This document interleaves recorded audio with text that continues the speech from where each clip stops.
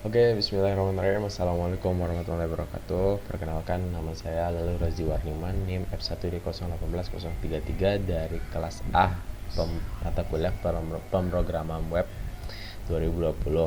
Pada kali ini saya akan menjelaskan semampunya untuk membahas pertemuan pertama mata kuliah pemrograman web, yaitu kita dikasih tugas untuk melakukan analisis atau menganalisa struktur pemrograman web atau struktur webnya pada sistem informasi akademik Unram. Oke, baik, kita mulai. Oke, sistem informasi akademik Unram. Saya akan menjelaskan apa sih dulu itu web. Oke, web itu merupakan tempat sentral di mana web atau halaman itu disimpan. Halaman tersebut mengandung banyak fitur, yaitu seperti misalnya foto, video, ataupun hal-hal konten-konten lainnya. Kemudian saya akan menjelaskan protokol. Protokol itu merupakan singkatan dari Hypertext Transfer Protocol Secure, yaitu merupakan suatu protokol untuk berkomunikasi dalam jaringan internet, di mana bisa kita artikan sebagai bentuk protokol internet yang paling valid dan yang paling aman. Pada Unram ini dia menggunakan HTTPS, di mana HTTPS ini melindungi integritas serta kerahasiaan antara situs dan pengguna. Dengan menggunakan HTTPS ini, maka data yang dikirimkan ke website ke pengunjung Anda dijamin aman dan sebisa mungkin tidak dapat disedap oleh pihak lain. Kemudian selanjutnya URL.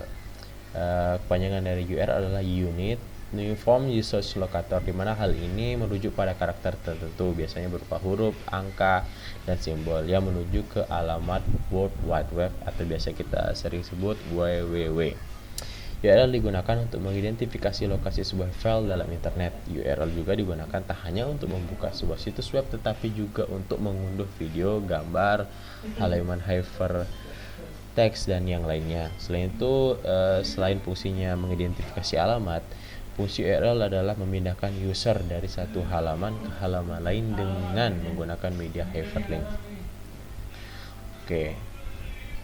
Jadi nama webnya ini adalah siaunram.ac.id. Kemudian kan alamat URL itu https siaunram.ac.id. Selanjutnya protokolnya itu dia akan menggunakan HTTPS sebagaimana yang sudah saya jelaskan tadi. Dari alamat ini bisa kita lihat AC ini.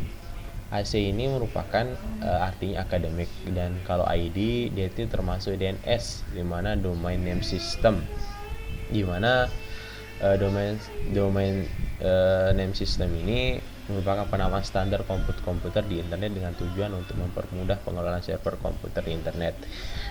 Kenapa dia menggunakan ID ini? Karena itu merupakan Country Code Top Level Domain atau CCTLD untuk Indonesia.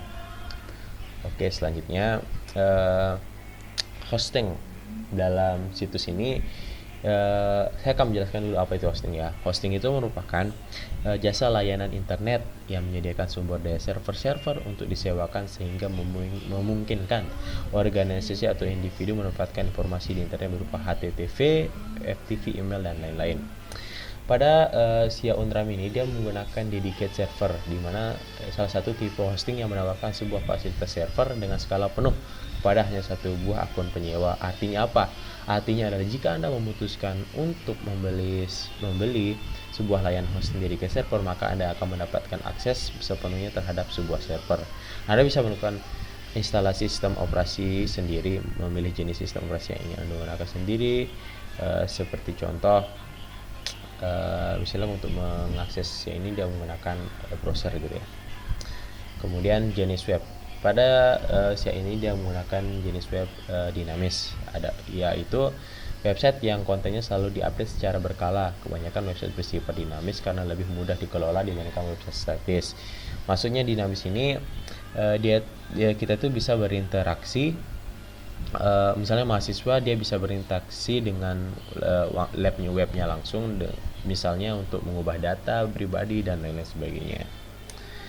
Dan juga saya akan menjelaskan jenis-jenis pemrograman web. Pemrograman web itu ada dua, yaitu client-side scripting adalah salah satu jenis bahasa pemrograman yang proses mulanya dilakukan di sisi klien.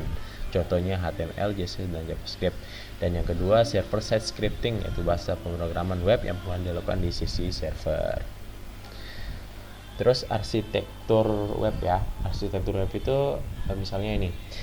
Pertama klien. Klien itu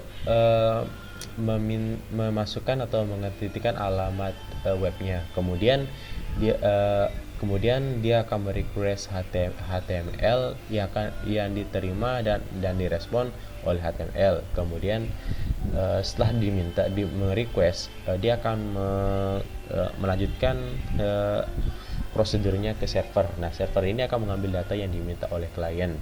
Kemudian setelah diminta, dia akan memberikan data-data alamat tersebut kepada klien kembali.